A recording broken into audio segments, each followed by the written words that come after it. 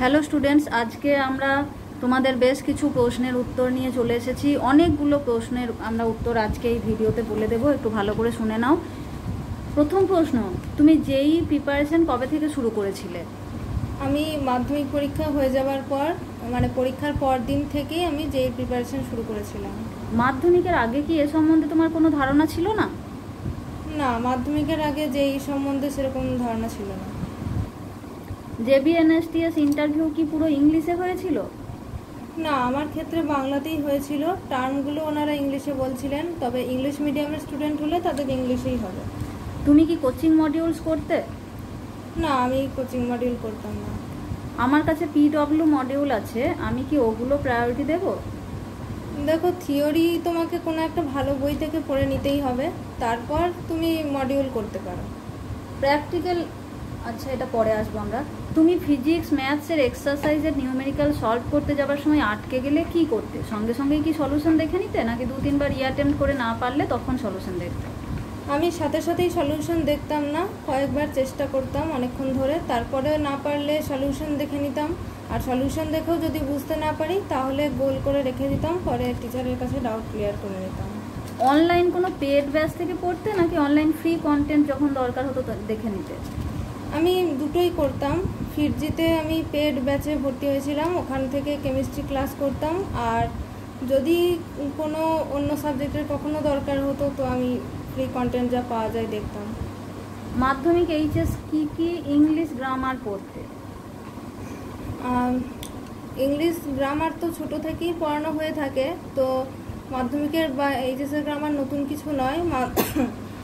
মাধ্যমিকে তো যেটা সিলেবাসে ছিল যে সেগুলোই কোশ্চেন ব্যাংক বা টেস্ট পেপার থেকে প্র্যাকটিস করতাম, তারপর টিচারকে দিয়ে চেক করে নিতাম।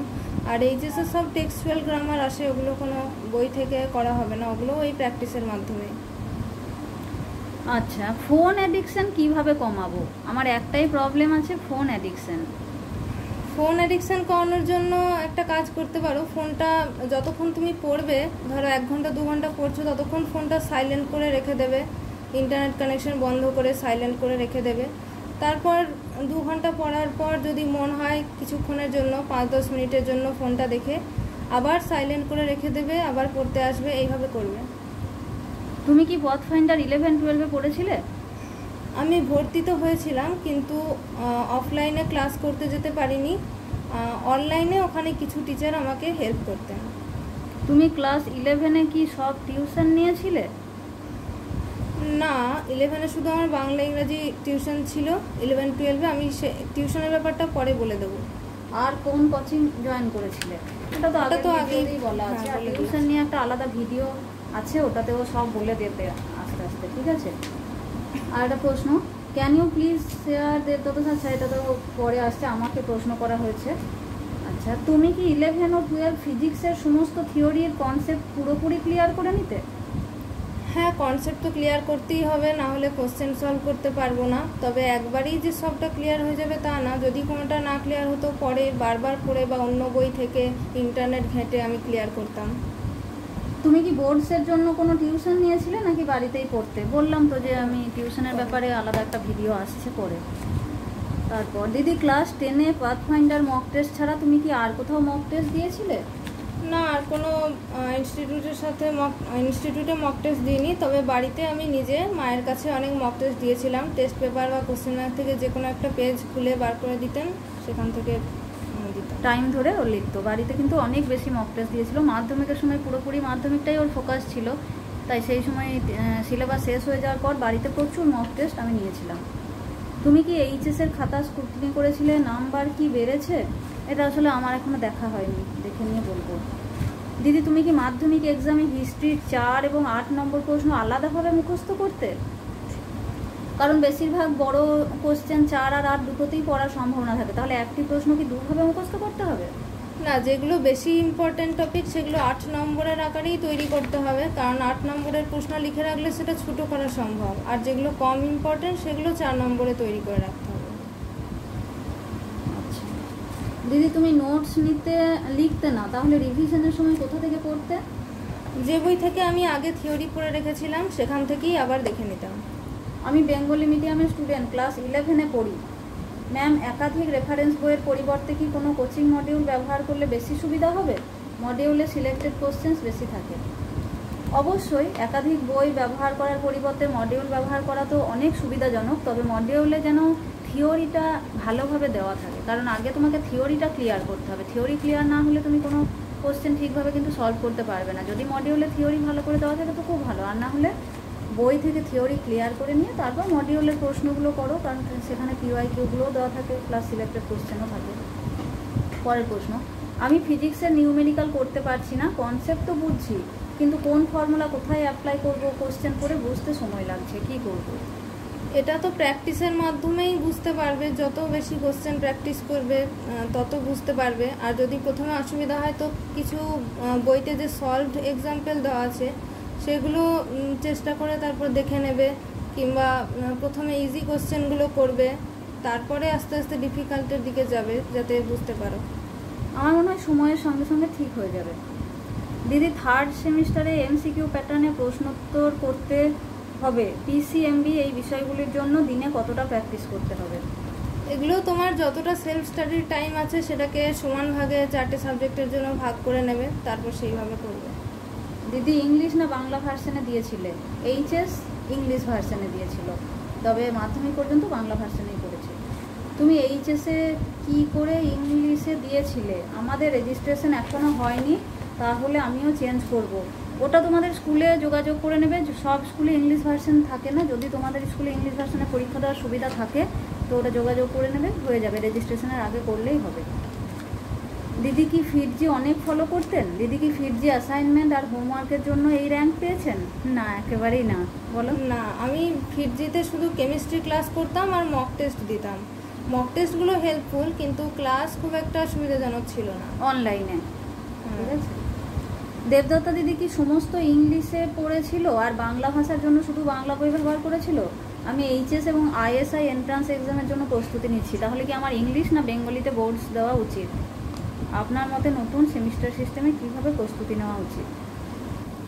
আচ্ছা দেখো, ইংলিশ ভার্সনে পরীক্ষা দিতে পারলে বা স্কুলে যদি দেওয়ার সুযোগ থাকে তাহলে সেটা খুবই ভালো, কারণ যারা জয়েন্ট বা এই ধরনের কম্পিটিটিভ এক্সামের জন্য প্রস্তুতি নিচ্ছ তোমরা তো জানোই ইংলিশে সাধারণত কোশ্চেন হয়, তাই যদি তুমি ম্যাথ এবং সায়েন্সটা বিশেষ করে ইংলিশে পড়ে রাখো তো সুবিধাই হবে, আর তাতে না হলেও কোনো অসুবিধা নেই। ISI তো হয়ে যাবে, শুধু ম্যাথ তো টার্মগুলো জানলেই হবে। আর সেমিস্টার সিস্টেমে কিভাবে প্রস্তুতি নেবে? সেমিস্টার যেমন ফার্স্ট অ্যান্ড থার্ড সেমিস্টারে শুধু MCQ, তাই তোমাকে MCQ বেশি প্র্যাকটিস করতে হবে। আর সেকেন্ড অ্যান্ড ফোর্থ সেমিস্টারে তো বড় প্রশ্ন আছে, তো যে ধরনের প্রশ্নের ধরন সেই প্যাটার্ন দেখে কোশ্চেন ব্যাংক সলভ করতে হবে। প্রথমে বইটা পড়ে নিয়ে সেই ধরনের প্যাটার্ন অনুযায়ী কোশ্চেন সলভ করতে হবে, ব্যাস হয়ে যাবে। প্র্যাকটিক্যাল ক্লাস কি করতেই হবে? আমাদের স্কুলে তো করতেই হতো। হ্যাঁ, প্র্যাকটিক্যাল ক্লাস করলে ভালো, সেটা কিন্তু জয়েন্টের জন্য অনেক সুবিধাজনক। আচ্ছা, একজন প্রশ্ন করছে, আমার ফ্যামিলি সেরকম কোচিং অ্যাফোর্ড করতে পারবে না, আমি সেলফ স্টাডি মেনলি করি, আমাকে প্লিজ কিছু টিপস দাও যাতে পিছিয়ে না পড়ি।